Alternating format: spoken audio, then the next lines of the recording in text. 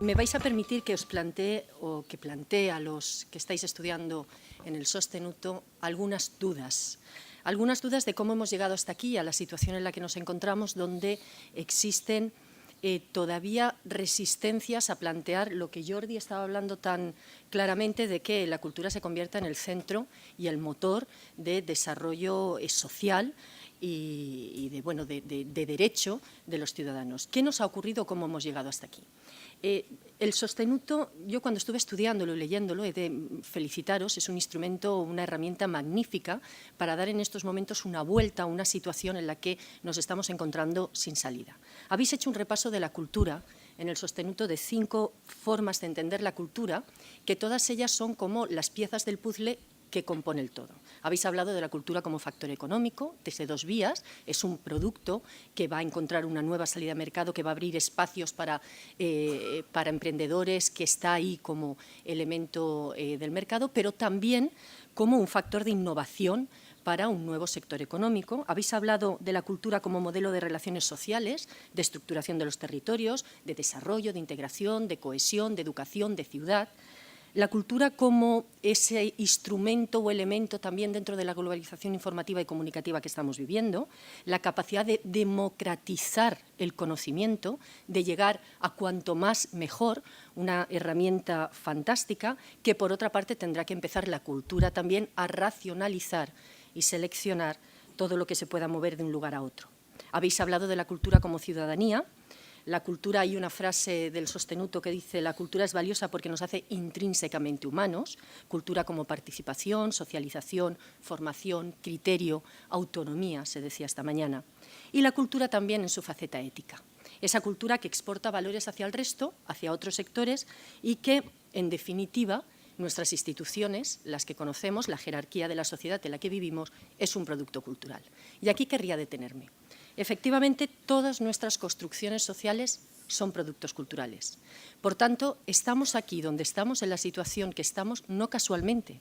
No es un acontecer natural, no es un producto de la naturaleza, no ha sido algo espontáneo, no era algo que ni siquiera pudiéramos prever. Es decir, estamos en la situación de crisis y en la situación que vivimos, de indefinición en estos momentos de un proyecto europeo, como se hablaba de ayer, de indefinición de cuál puede ser la política o el papel de la cultura, no casual, sino es un producto claramente cultural. ¿O no lo sabíamos antes? Es decir, ¿estamos realmente en una crisis de la economía o estamos en una crisis de la sociedad?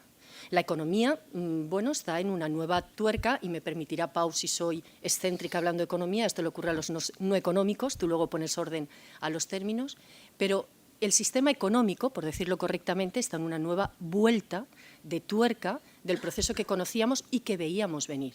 Aquí quien se hace rico se hace más rico más fácilmente, sin ningún tipo de regulación, sin ningún tipo de coste de producción. Es decir, es fantástico. El que se hace rico se hace mucho más rico y de mejor manera. Pero, ¿qué nos ocurría a nosotros cuando surge lo que estamos llamando una crisis económica? Que yo creo que es una vuelta del sistema ascendente.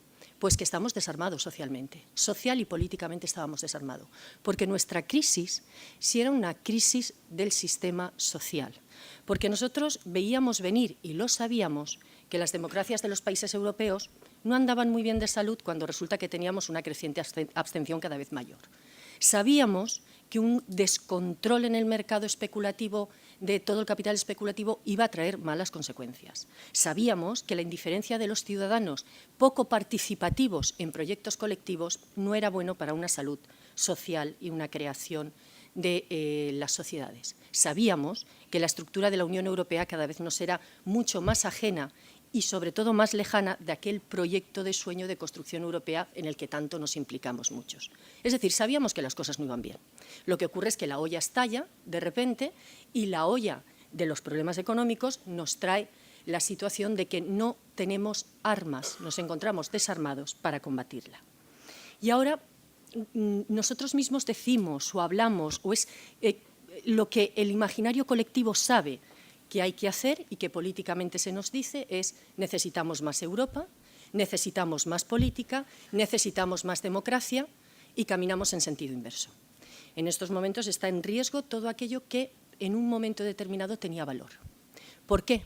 porque la construcción de la Unión Europea y la construcción del Estado de Bienestar eran un producto cultural. Sobre todo eran un producto cultural. Tenían unas razones de ser, una finalidad y unas consecuencias. En algún momento perdimos ese camino. Nosotros estábamos avanzando en ese camino. Europa estaba avanzando en ese camino. Hubo un momento que lo perdimos.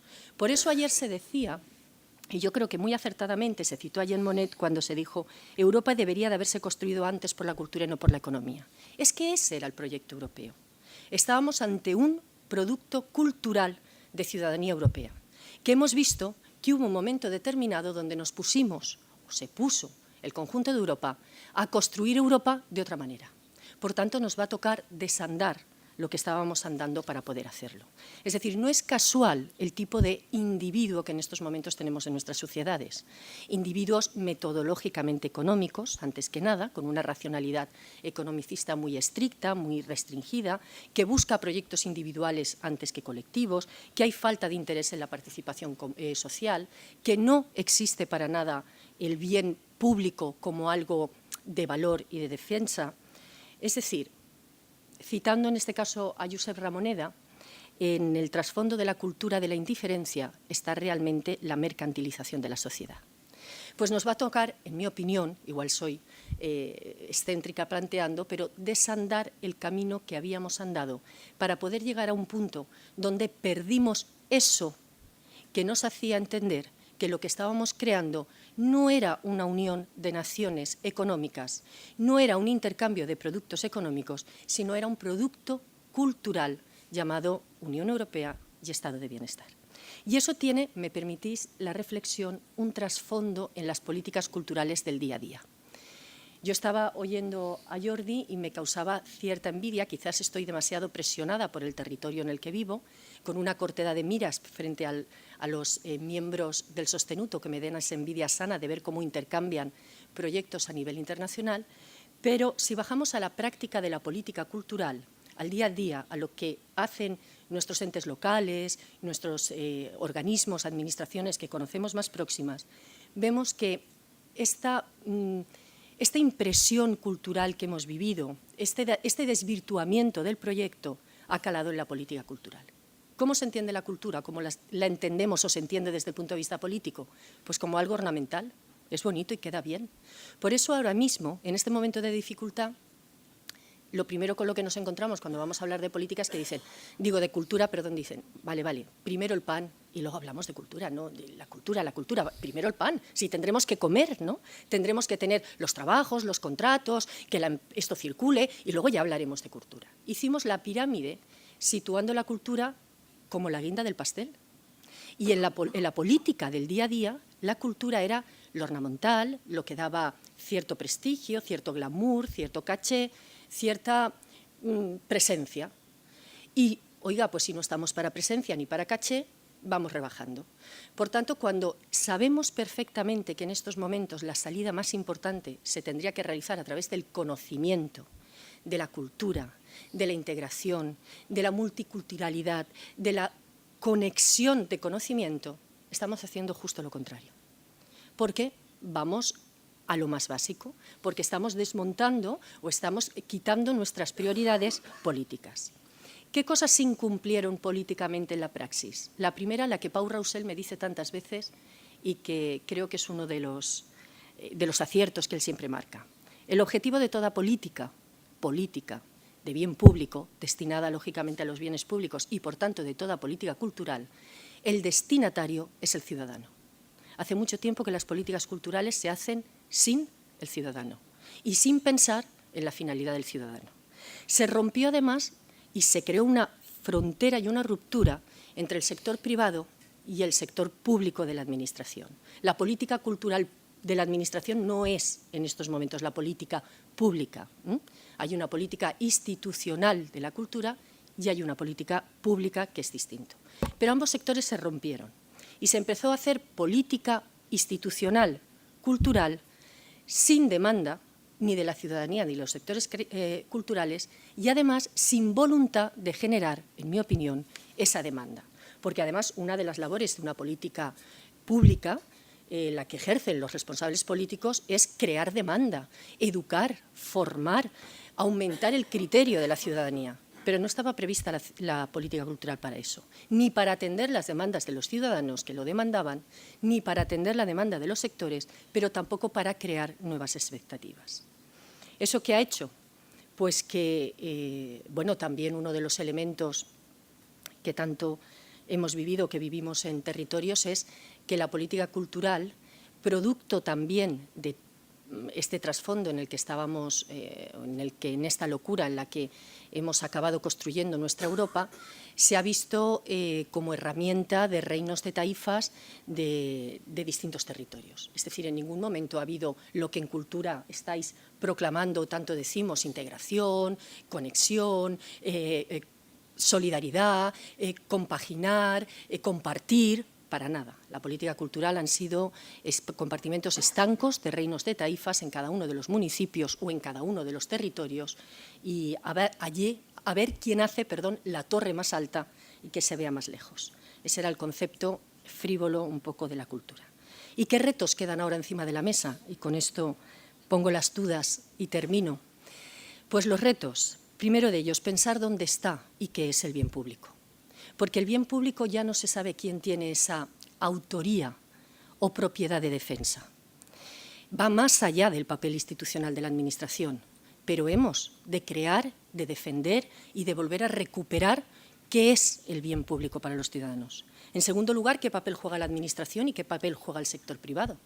Porque con la entrada de la nueva tecnología, de la globalización, de la información y de la comunicación, tenemos una herramienta impresionante para democratizar conocimiento, pero más allá de lo que la Administración diga o de lo que el mercado imponga.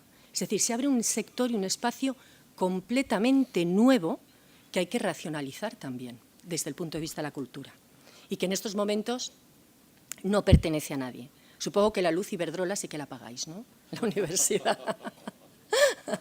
Vale. Tercero, la necesaria o el siguiente reto, tercer reto, la necesaria implicación del ciudadano en la creatividad, en la productividad y en el consumo cultural. Las cosas ni son gratis, ni se realizan de forma espontánea y tiene que haber una conexión y una fluidez entre ambos. Y por último, la integración de sectores. Antes ponía un ejemplo muy gráfico, Pau, y con esto termino, cuando decía he conocido con gente que está en esta misma universidad en otros departamentos. Eso ocurre en la universidad, pero la especialización y la profesionalización a la que hemos ido caminando tiene que significar profundización de conocimiento, calidad de conocimiento, no alejamiento de la colectividad. Y en cambio hemos creado comportamientos estancos en los que es prácticamente imposible que el conocimiento circule. Y por eso vamos más lentos, mucho más despacios. Se ponía el ejemplo de las ciudades. A la universidad se le consulta cómo construir las ciudades. Pep Sorribes, que sabe y entiende también de lo que es el urbanismo de una ciudad, se le consulta a una universidad, a un sector productor de conocimiento, cómo se tiene que diseñar una ciudad para que todos sus espacios puedan ser habitables, servibles y útiles a las distintas facetas del ciudadano, por ejemplo. ¿Existe algún tipo de encuentro previo entre los sectores que puedan organizar que la cultura comience desde abajo y vaya elaborándose en capas junto con la formación y el conocimiento científico? No hay en estos momentos fluidez entre los distintos conocimientos cada vez más especializados y profesionalizados, lo cual debería de suponer una gran ventaja y que, en cambio, en mi opinión, está cada vez aumentando más la disgregación de intercambio del conocimiento. Algunas dudas que os dejo encima de la mesa para los de Sostenuto, con la enhorabuena y la felicitación por un trabajo tan importante y con el deseo de verdad ferviente de que seamos capaces entre todos de caminar 3 pasos hacia atrás para recuperar aquello que una vez nos dejamos y con lo que todos soñábamos, que íbamos a ser capaces de construir una Europa en la que tuviéramos un fuerte sentimiento de identidad cultural basado justamente en nuestra diversidad cultural y que por el camino lo hemos perdido y en estos momentos solo estamos viendo cómo hacemos el contrato laboral más económico y más barato para podernos mover cuanto mejor y más rápido, pues más fácil. Nada más y muchas gracias por las dudas.